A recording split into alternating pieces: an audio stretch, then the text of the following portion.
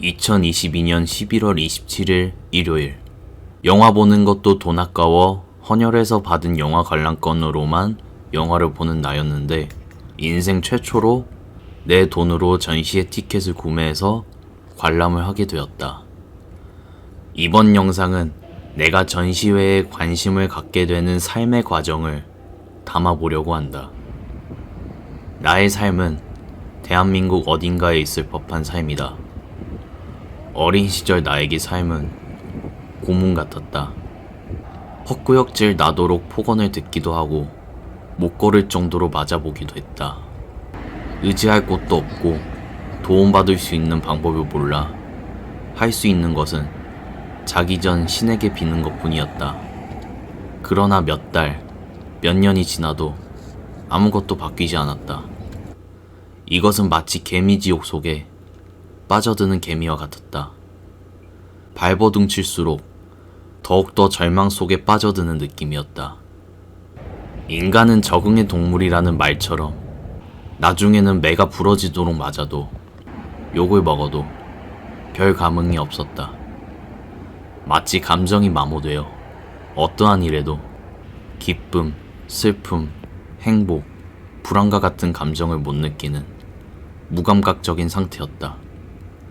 삶이 무미건조했고 나의 소원은 자다가 고통도 모르게 죽는 것이었다. 돌이켜 생각해보면 감정이 마모되어 무감각했던 상태도 어떻게 보면 불안하고 고통스러웠던 나의 정신을 보호하기 위한 방어기제가 작용된 것이 아닐까 생각이 든다. 예술하는 사람들의 특성을 들어보면 딥하고 독창적인 자신만의 세계가 있다고 한다. 여기서 딥하다고 말하는 것은 같은 절망을 느껴도 그 절망을 더 깊게 느낄 수 있는 것이 아닌가 싶다. 그 깊이가 아름다움과 같은 감각적인 것일 수도 있고 무의식적인 본능적인 것일 수도 있고 아니면 자신만의 철학일 수도 있는 것 같다.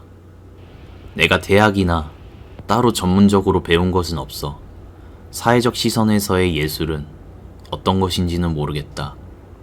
나에게 예술은 단순하게 보면은 자신이 느끼고 생각하는 것을 표현하는 것 같다. 그래서 유튜브에 영상을 올릴 때는 시청자분들에게 내가 생각하거나 느낀 것을 제대로 전달하기 위해 나름대로 신경을 쓰려고 한다. 노래를 부르거나 연기를 하는 것은 자신의 감정이 너무 빠져버리면 대중에게 전달력이 떨어지는 경우도 있는 것 같다. 그래서 전달력을 높이기 위해 자신의 감정을 과하지 않게 정지하는 느낌이 드는 것 같다. 인간은 뱃속의 태아 때부터 어머니의 심장 박동을 듣는다고 한다. 그래서 음악의 3요소 중 하나인 리듬은 성인 맥박 분당 70에서 100회의 평균 심박수와 같은 박자를 선호한다고 한다. 그리고 심리 실험 중에는 흔들다리 효과가 있다고 한다. 안전한 다리를 건넜을 때와는 다르게 높은 높이에 위태로이 흔들리는 다리를 건너면 심장이 두근거리는데 이때 이성을 바라보면 호감을 느낀 거라고 착각을 한다고 한다. 기부단체의 영상들을 보면 암울한 음악을 재생시켜 심리적인 작용을 일으켜 후원을 유도시키는 것처럼 느껴진다. 나에겐 이러한 것들이 계산적으로 느껴졌다. 그래서 영상을 만들 때는 될 수 있으면 어떠한 모습으로 보이기 위해 계산하지 않고 있는 그대로의 나를 영상에 담으려고 한다. 이러한 생각들이 모여 순수예술이 상대적으로 전달력에 신경을 잘 안 쓰고 정제하지 않은 날 것을 표현할 수 있고 계산적인 것들에 자유롭다고 느껴졌다. 나는 어렸을 때 일반고를 다녔지만 공부를 못해 고3 때 자포자기한 심정으로 무작정 직업반을 신청했다. 미용, 제과제빵, 실용음악 등 여러 가지가 있었는데 그 중에 사진과가 끌렸다. 당시에는 구조적인 아름다움을 찍으려고 했던 것 같다. 그렇게 겨울쯤 수능을 안 보고 취업을 했다. 그러나 우리 집은 가난했고 조용한 날이 없었다. 누나는 돈을 벌어야 한다는 책임감이 컸고 정신적으로 힘들어 자신이 부자가 되었다고 착각을 하게 되었다. 아버지만 보면 날카로워졌고 온전치 않은 상태로 밖으로 돌아다녔다. 나는 일을 그만두고 누나에게 붙어 있어야 했다. 그 후 누나가 괜찮아지자 집에 있기 싫었던 나는 숙식을 해결해주는 건설 현장으로 도망쳤다. 1년 정도 일하고 그 다음엔 군대로 도망쳤다. 그렇게 전역을 하고 얼마 안 가 누나는 스스로 세상을 떠났다. 나는 2년 동안 사회적인 활동을 안 했고 건설 현장과 군대에서 모은 돈으로 생활하며 집안에만 있었다. 안 좋은 생각에 벗어나기 위해 하루 종일 컴퓨터를 하거나 소설책을 읽으며 사회로부터 도망쳤었다. 다시 일어나야겠다는 생각에 대학을 안 나온 나는 독학사로 학위를 얻어 심리상담사를 해보려고 했다.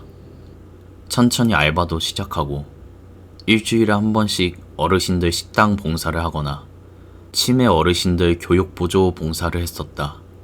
그러나 몇 달 되지 않아 아버지는 대장암 사기를 판정받았다. 해결할 사람은 나뿐이었다. 처음에 있었던 병원은 수술이 어렵다 하여 여러 병원을 찾아 수술을 하고 병원비는 정부 지원을 신청해 해결할 수 있었다. 그 후 나는 생활비를 벌기 위해 롯데타워에서 3조 2교대로 일했다. 그때 처음으로 미술 관련 책을 접하게 되었다. 가볍고 흥미로운 얘기로 미술에 대한 관심을 가지게 된 책이었다. 나는 딱히 가진 것이 없었고 돈을 많이 벌고 싶다는 생각을 해본 적이 없었다. 나의 인생에서 삶은 무엇일까라는 관심이 생겼다. 이때부터 과학, 철학, 라틴어, 종교, 음악, 분야 관계없이 조금씩 얕게 읽었다. 음양론에서는 세상의 만물은 음과 양으로 이루어졌다고 말하며 양자역학에서는 텅 빈 진공 상태를 확대하면 입자와 반입자의 생성과 소멸을 반복한다고 한다. 불교에서는 어느 한쪽이 치우치지 않은 중도를 지키라고 한다. 너무 착하거나 너무 착하지 않은 그 중간의 영의 상태가 이상적이라고 한다. 한쪽으로 치우치면 내면의 결이 생겨 그 결을 가진 채 다시 환생해서 살아간다는 윤회를 한다고 한다.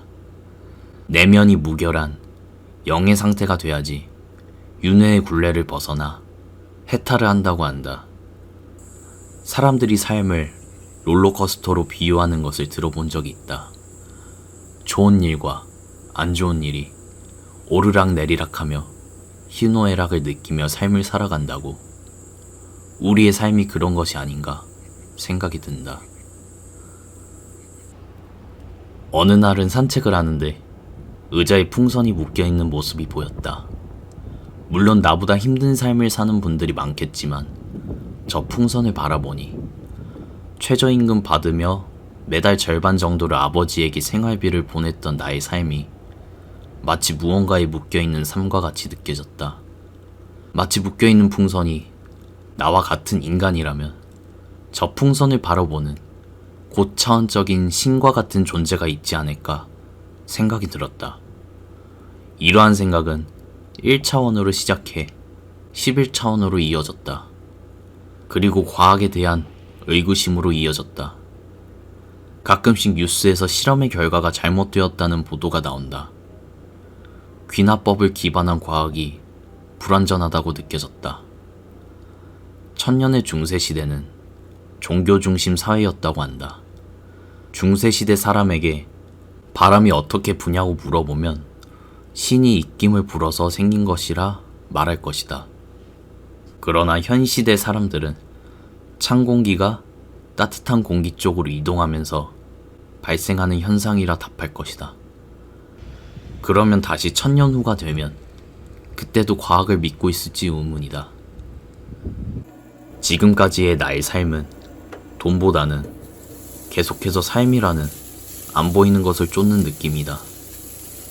사실 그림에 대해 잘 몰라 이것들이 무엇을 표현하는 것인지 모르겠다. 말하기엔 오그라들지만 책을 읽고 악기를 연주하고 사물을 보며 무언가 영감을 받고 싶어 하는 것 같다. 책의 문구 중에 있는 내용이다. 새는 알을 깨고 나온다. 알은 곧 세계이다. 사람도 마찬가지로 겉모습의 껍데기가 아닌 자신만의 세계가 있다고 생각한다.